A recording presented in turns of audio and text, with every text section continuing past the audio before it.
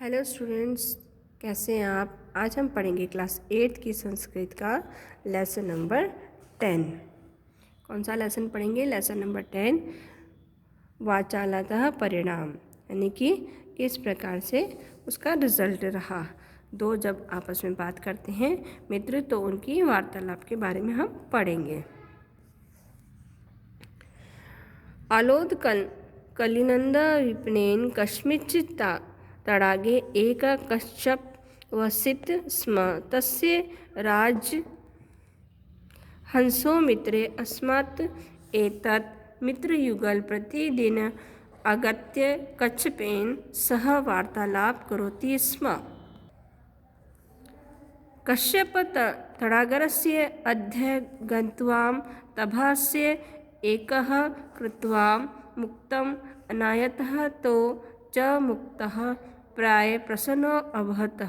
तो कश्यप नाना देश आगतः देश भूमान वर्तमान अकथयां शनैः शनैः तेषा घनिष्ठा मित्र अभवत्। इस पैराग्राफ का अर्थात है, बहुत समय पहले कालिंद वन में किसी तालाब पे एक कछुआ रहता था। यहाँ पे कच्छप का मतलब होता है कछुआ। दो हंस उसके मित्र थे। यह मित्र युगल जोड़ा प्रतिदिन आकर कछुए के साथ बातचीत करते थे। क्या करते थे? कच्छप से वार्तालाप करते थे, यानी कि बातचीत करते थे। कछुआ तालाब के नीचे अर्थात गहराई में जाकर उन दोनों को एक एक करके मोती लाता था और वे मोती पाकर प्रसन्न होते थे। कौन लाके देता था? कछुआ लाके देता था। वे दोनों कछुए को नाना देशों से आकर देश की होने वाली बातें घटना कहते थे। धीरे धीरे उन्हें घनिष्ठ मित्रता हो गई, यानी कि कछुए में और दोनों हंस में उनकी अच्छी मित्रता हो गई। एकदा अनावृष्टिवशतः तडागेन शनैः शनैः शुष्क अभाव कच्छपस्य दुखेन दुःखितः तो राजहंसो अवदत्तं भो मित्रं जला अभवत् भावकतः जीविष्यामि। मित्रो वार्ता श्रुत्वा सः कच्छप अवदत् सत्यम् एतत् यत् अनुना मम जीवन संकटं पनेम आसीत् तथापि उपाय चिन्तयामि। विपत्तिकालेन धैर्य न त्यजते तत् कच्चित् दृढयुज लघुकण्ठा वा अनियातः अन्वेषता च सनाथजलपूरितः कमीप जलाशयम् अह कष्ट मध्यस्थानं दन्ते ग्रीष्मयामि तदा च युवाभ्यं तस्य कण्ठस्य कोटिभागो गृहीत्वा मया सहितः तज्जलाशये नेत्वा राजहंसो अवदतं भो मित्र एव मस्तु आवाम एव कश्याव परत्वं तुषित स्थानं तस्मिन् कालेन तस्मै मनोवृत्तोचितं नोचते त्वं नीचे पतिष्यामि मृत्युं न पश्यन्सि। अर्थात एक बार सूखा पड़ने से तालाब धीरे धीरे सूख गया। क्या हुआ? तालाब जो था तडागेन शनैः शनैः शुष्क अभाव, यानी कि तालाब क्या हुआ? सूख गया। अब जब तालाब सूख गया कछुए को बहुत दुख हुआ, दोनों दुखी होने लगे। दोनों राजहंस बोले, हे मित्र, जल की कमी के कारण आप कैसे जिएंगे? किससे कहा? कछुए से कहा।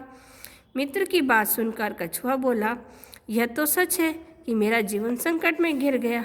क्या बोला उसने? कि मेरा जीवन तो क्या हुआ? जीवन संकट में घिर गया है, यानी कि जीवनस्य संकटनम आसीत्। तब उन्होंने उसका उपाय सोचा। विपत्ति के समय धैर्य नहीं छोड़ना चाहिए। किसने कहा? उनके मित्रों ने कहा। किससे कहा? कछुए से कहा कि हमें विपत्ति के समय धैर्य नहीं छोड़ना चाहिए। कोई मजबूत रस्सी अथवा छोटी लकड़ी लाइए और कोई जल से भरा तालाब ढूंढिए। मैं लकड़ी को मध्य स्थान से दांतों से पकड़ूंगा और जब तुम दोनों उस लकड़ी के दोनों कोनों के भागों को पकड़कर मेरे साथ लेकर उस तालाब को ले जाना। राजहंस बोले, हे मित्र, ठीक है, हम दोनों ऐसा ही करेंगे, किंतु उस समय तुम चुप ही रहना।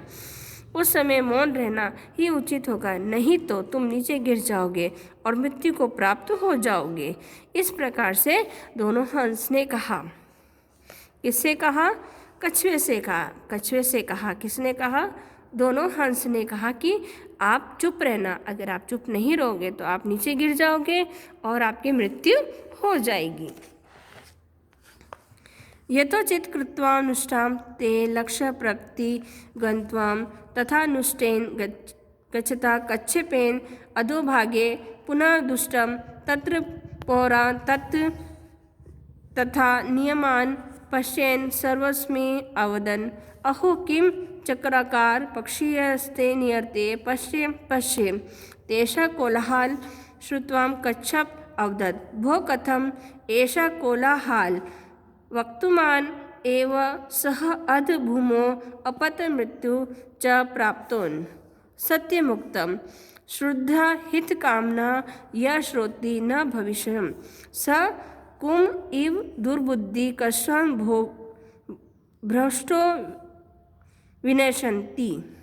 अर्थात ठीक तरह वैसा करने के लक्ष्य की ओर चल दिए। वैसे जाते हुए कछुए ने नीचे गांव को देखा और ग्रामीण उसे वैसा ले जाते हुए देखते हुए विस्मयपूर्ण बोले, ओहो देखो देखो, पक्षियों द्वारा कुछ गोलाकार सा ले जा रहा है। उसका शोर सुनकर कछुआ बोला, अरे यह कैसा शोर है। कहते ही वो नीचे जमीन पर गिर पड़ा और उसको मृत्यु को प्राप्त हो गया।